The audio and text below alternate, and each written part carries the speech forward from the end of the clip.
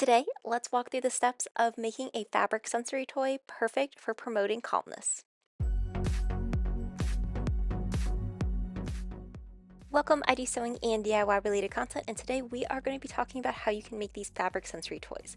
Now, you may have seen little fidget spinners or fidget toys, so here's one as an example. These can be great, especially if you are hyperactive, if you have a hard time sitting still. These can also be used in classrooms or for those who are neurodivergent. And today I'm going to be showing you how you can make one that is silent, made from fabric and a marble. So you can see it's just a little maze. There's actually a marble in here, and we are going to be walking through the steps of how you can put this together. You can give them different patterns, you could make them in a lot of different ways. So the first step for this is you are going to need some sort of material. I found this material at Joann Fabrics. This was actually a remnant, so it is a textured soft fabric that I think will be perfect for this. You do not need to use a textured material though. Really anything that just kind of has a fun sensory experience, and then you're going to want a small marble. I had these marbles on hand and they worked perfectly. Now for the fabric actually to cut it out, you are going to want two pieces of a 7 by 7 inch square so that this will be the front and the back of your maze. So once we have them cut out, we are then going to begin the process of matching these with right sides together. So if you're using fabric that has that texture, the texture is the right side of your fabric. So we're just going to be matching these up. I'm using quilting clips for this as I did find it a little easier than the pins, but again, it's a personal preference. You'll see a little later on I'm going to be using pins for something else. So you're just going to go through and clip up each of the sides. On one of the sides though, you are going to want to denote that you're leaving a gap. So I use two quilting clips to denote this, and we're just taking a seam all the way around, leaving that gap open. So where I have my first set of two quilting clips, I'm going to take them off and line up the needle with wherever that spot was, and then just begin sewing. Now you're going to backstitch at your beginning and then just take a straight stitch all the way through.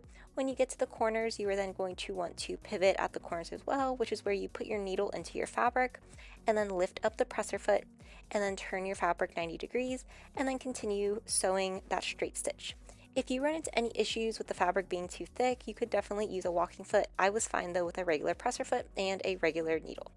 Now that I've made it all the way back around to the spot where I had said I was going to stop sewing, I'm going to stop and then leave that gap, and now I'm just going to trim any of this extra fabric off, especially at the corners. This is just going to make it a lot easier for us to turn this right side out so it lays a little bit flatter, especially with how bulky this material can be. So I'm just pushing out the corners. Here's what my maze currently looks like. It's just basically a fabric square at this point. And I have my gap up at the top, so I'm just going to denote that it's there. And now I'm going to start making a pattern with these pins so that I know what to follow.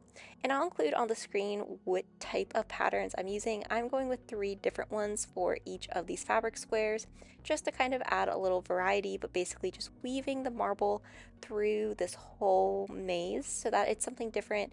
You don't really necessarily want to make these too challenging. You could if you wanted to add a lot of different little spots for the marble to go through, but it is just supposed to be more of like a relaxing toy to play with, not something that's a super challenging or hard.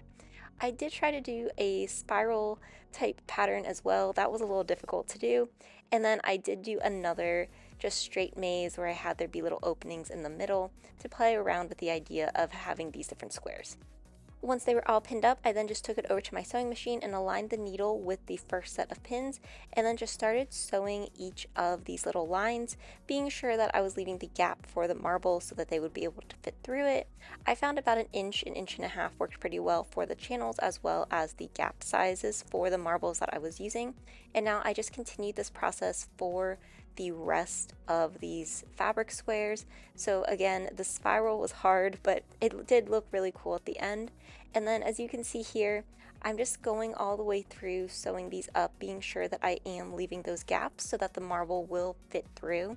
And then at any point, if you think that the marble wouldn't fit, you could always test it out as well. So here is what my other fabric square looks like. You can see that I have those gaps for the marble, and now it is just time to add in that marble. So this is the easiest part. You're just going to take your marble wherever the opening was, and we are just going to be dropping it in there. And then once you have it into your little fabric square, you can sort of push it around so that it's not near that gap. And then we are just going to be hand sewing this gap closed. So I'm going to go ahead and put the other marble into the other square so I can do these both at the same time. And then I'm just taking a needle and thread. I'm being sure that the thread is knotted on one end, and then I'm just going to create a little knot so that it stays in place. And then I'm just doing a little ladder stitch all the way through.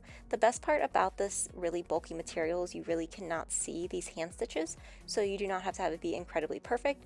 But here is what the little fabric square looks like. You can see the marble is able to move through pretty easily, and then you just kind of can work its way all the way through your fabric square, which is a perfect toy for promoting that calmness and as a sensory experience. These are so easy to make and put together. These can be great for quiet corners in classrooms. This could also be great for different therapists depending on what they want to have in their space as well. If you enjoyed this video, be sure to like, comment, and subscribe, and let me know what you want to see next. Thanks for watching.